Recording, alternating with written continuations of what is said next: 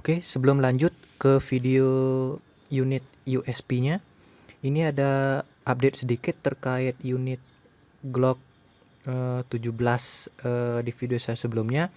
Kemarin kan belum ada rubber grip-nya. Nah, sekarang sudah ada ini. Rubber grip-nya yang khusus untuk Glock 17 ya. Jadi genggamannya lebih mantap, jadi tidak licin. Oke. Mari kita lanjut ke unit USB-nya.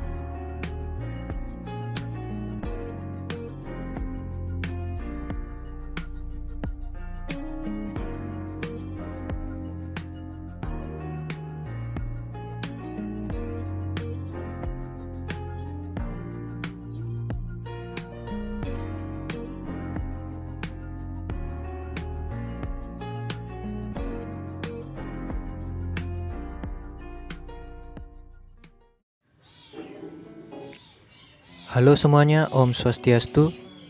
Kembali lagi bersama Dim TV. Kali ini kita akan membahas tentang unit airsoft dengan tenaga spring lagi, namun dengan unit HK USB ya.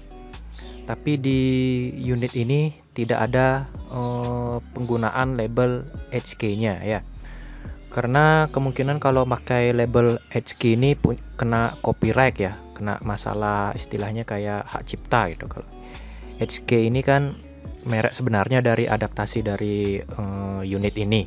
Kalau pakai itu perlu buat lisensi ya. Mungkin produk ini belum kerjasama untuk lisensinya, sehingga dia hanya menggunakan label USB saja tanpa ada HK-nya ya. Jadi unit ini termasuk unit yang paling rendah grade-nya ya di antara koleksi saya. Jadi dari segi eksternal functionality-nya, jadi segi istilahnya bodi luarnya yang berfungsi seperti hammerlock dan safety switch-nya tuh dia tidak main. Jadi benar-benar paling rendah lah. Seperti unit saya yang M1911 sebelumnya, dia kan ada bermain lah sedikit seperti hammer, safety lock dan yang lain-lain. Kalau yang ini tidak ada. Ya, jadi sedikit perbedaan dengan unit aslinya. Kalau yang unit airsoftnya ini dia mereknya dari Cina ya. Cuma nama mereknya saya bingung nama mereknya apa karena menggunakan bahasa Cina. Jadi kurang lebihnya saya cantumkan gambarnya seperti ini ya. Ya. Jadi seperti ini gambarnya, kotaknya. Untuk pembelian di online itu dia bisa menggunakan keywordnya HK USB Spring atau HK USB WGG gitu ya. Jadi WGG itu kepanjangan dari Water Gel Blaster. Jadi unitnya ini awalnya menggunakan yang dari pabriknya ya, menggunakan peluru ukuran 8 mm water gel ya. Jadi peluru berbasis air dia. Unit ini yang saya miliki ini secara pribadi sudah upgrade ya. Jadi sudah bisa menggunakan peluru yang 6 mm yang plastik. Oke, jadi itu dari segi pabrikannya. Kalau yang sebenarnya dia dari Jerman, nama pabriknya HK. Kalau dari airsoft dia dari Cina. Untuk mereknya ini dia versi standarnya ya. Jadi kalau kita samakan seperti merek unit Glock yang kemarin ya. Jadi yang seperti ini merek Glock yang standar. Nah, ini yang standar. Ada juga versi yang compactnya. Jadi versi compact tuh dia yang versi lebih kecilnya. Jadi bisa ditaruh di kantong atau di balik saku jaket atau di balik jas, jadi seperti itu. Ya, jadi kalau seperti Glock itu dia larasnya lebih pendek dan magazinnya lebih pendek. Kalau unit USB ini juga seperti itu, sama seperti Glock. Ini versi standarnya. Kalau versi yang compactnya dia barelnya itu larasnya dia lebih pendek. Kalau dari segi magazine dia terlihat sama, cuma yang depan barelnya ini aja dia lebih pendek. Itu untuk macam-macam versinya. Jenis-jenis versi dari USB itu macam-macam, cuma yang paling populer adalah versi standar dan versi compactnya yang lebih kecil. Oke, sekarang mari kita bahas terkait unit ini. Perubahan apa saja yang sudah saya lakukan di unit ini kalau dibandingkan dengan originalnya yang dari pabrik. Oke, pertama dari seluruh bodinya dulu ya. Kalau dari bodinya ini kan full ABS bahannya, tidak ada yang metal, full ABS semua, dan warnanya original hitam ya. Jadi hitamnya tuh hitam glowy dia.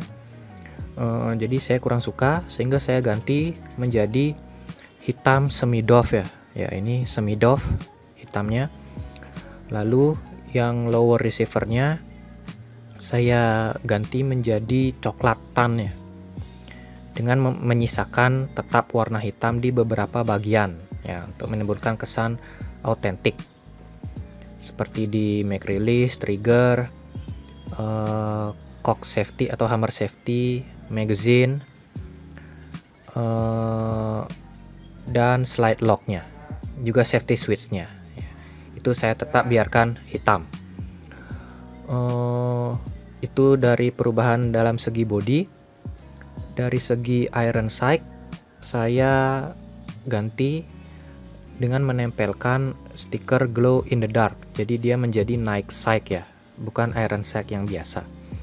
Jadi stiker night sight ini bisa menyala dalam gelap ya. Berguna sekali ketika Anda sedang maksudnya simulasi atau latihan tembak reaksi di malam hari. Seperti ini penampakannya ketika di malam hari.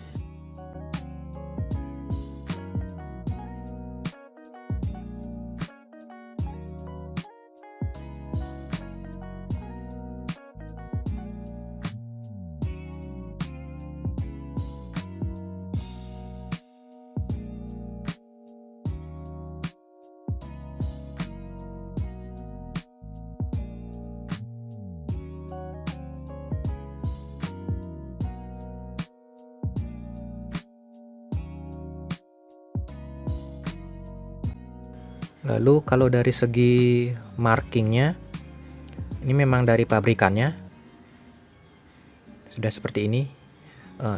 Ini ada kesalahannya dari pabriknya. Mestinya universal self loading pistol. Kalau ini kan cell tulisannya. Ya, yang benar USB itu kepanjangannya, universal self loading pistol. Lalu untuk efek open bolt-nya, pertamanya ini ada penutupnya dia untuk mengisi pelurunya, karena dia ini versinya yang upper fit, bukan dari magazine cara mengisi pelurunya. Jadi saya hilangkan penutupnya, saya ganti dengan lapisan aluminium, sehingga ketika dikokang memberikan kesan open bolt ya, mirip seperti aslinya. Walaupun mestinya kalau 100% open boltnya dia sampai di sini, pembuka open boltnya tuh, cuma saya belum ada waktu untuk memotongnya, jadi untuk sementara seperti ini dulu. Kalau teman-teman yang punya unit ini juga ada waktu, jadi sampai di sini motongnya kalau memberi kesan open bolt tuh.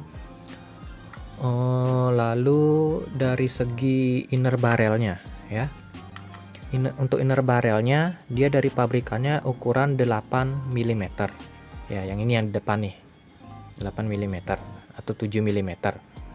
Tapi karena saya ingin supaya bisa menggunakan peluru yang 6 mm supaya kekuatan pelurunya lebih kuat lagi ya, makanya saya tambah di dalamnya ini ya, itu ada lapisan besinya sedikit, itu yang ukuran 6 mm ya. Jadi saya tinggal masukkan saja ke dalamnya sehingga bisa menggunakan peluru yang 6 mm.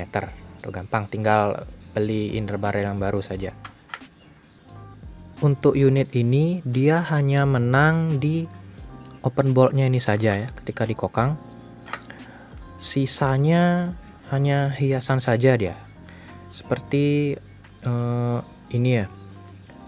Ini namanya slide lock. Jadi kalau di aslinya ketika pelurunya habis, dia akan diam seperti itu slide-nya, lalu ini ditarik ke bawah sehingga kembali seperti semula lagi, siap diisi dengan magazine yang baru.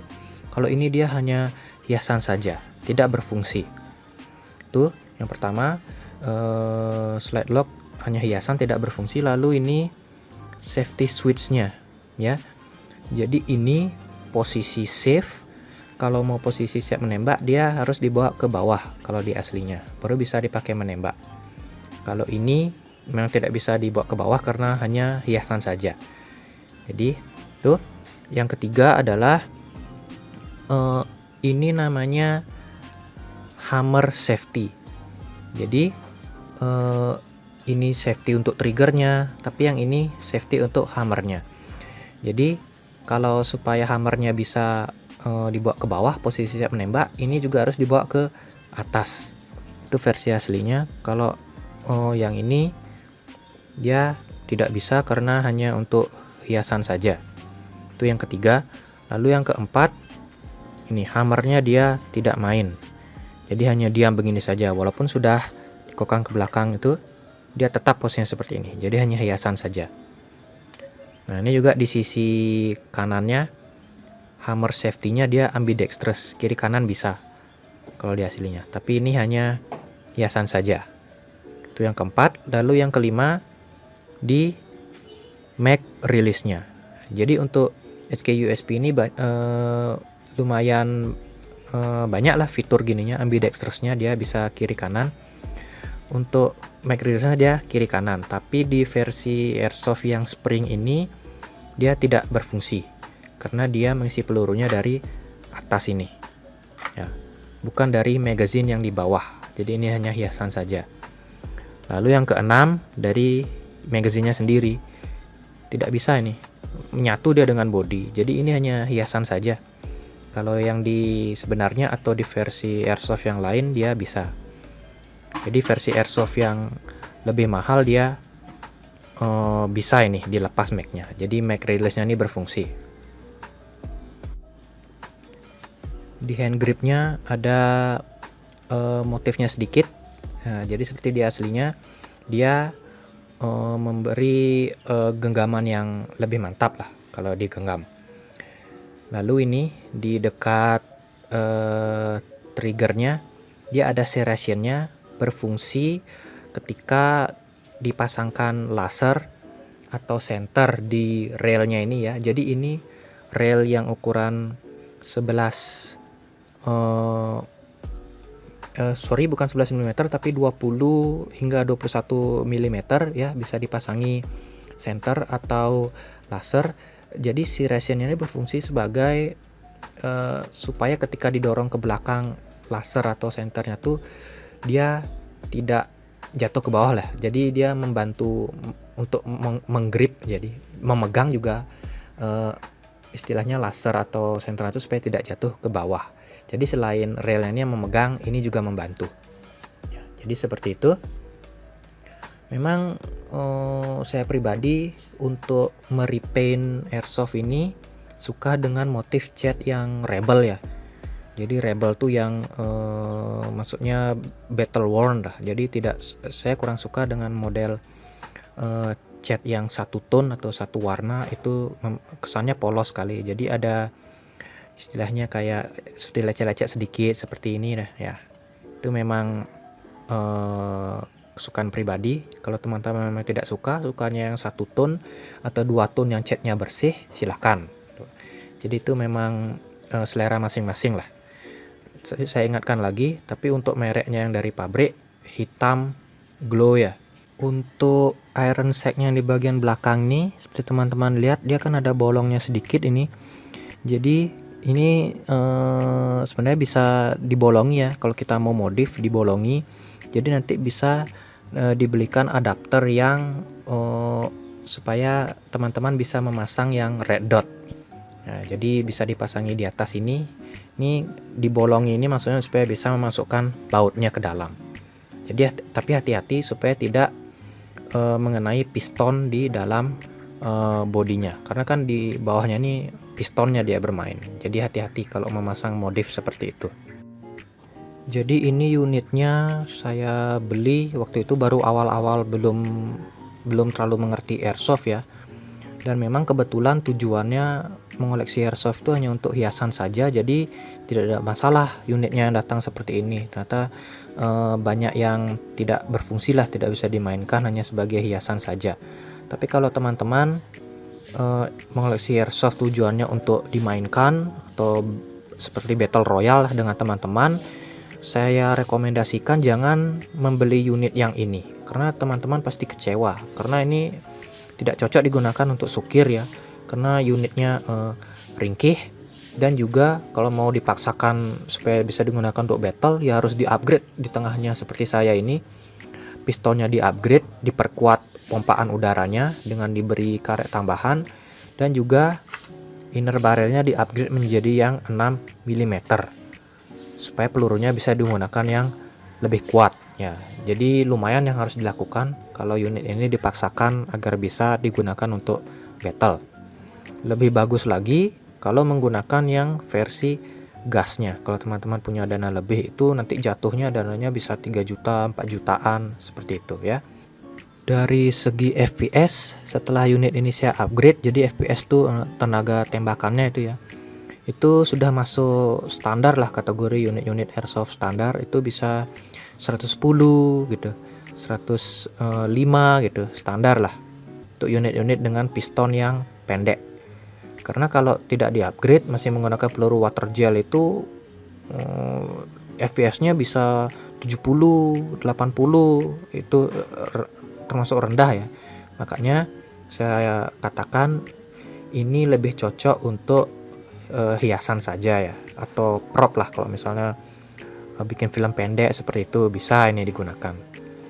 Kalau untuk battle match dengan teman-teman kurang cocok, cepat rusak dia pistonnya, cepat jebol gitu, karena ini menggunakan tenaga spring yang sekali kokang sekali tembak tuh. Kalau mau yang otomatis ada harganya lagi yang lebih mahal ya. Jadi tergantung tujuan dan ada barang, ada harga seperti itu. Untuk marking sisi kirinya dia sedikit ya, rata-rata unit handgun itu dia dominan di kiri dia. Semua marking-markingnya, functionality-nya. Yang di sisi kanannya ini kiri kanan, oh bener kanan. Ini hanya ada hammer safety-nya, mag release, juga kebetulan ambidextrous, dan pinnya untuk melepas slide stopnya atau slide locknya yang di sisi kiri ini tuh. Jadi kalau di aslinya dia ada pinnya ini, cara melepasnya tinggal didorong saja di sini, lepas dah. Tapi kalau versi airsoft yang spring, melepasnya harus dengan baut ini ya. Jadi dilepas dulu upper receivernya, baru lower receivernya tuh. Baik, sekian review singkat untuk unit USP kali ini. Bila channel ini berguna bagi teman-teman, silahkan share, subscribe, dan like. Kalau ada yang perlu ditanyakan terkait unit airsoft, bisa ditanyakan di kolom komentar. Akhir kata saya ucapkan Paramasanti. Om Santi Santi Santi Om.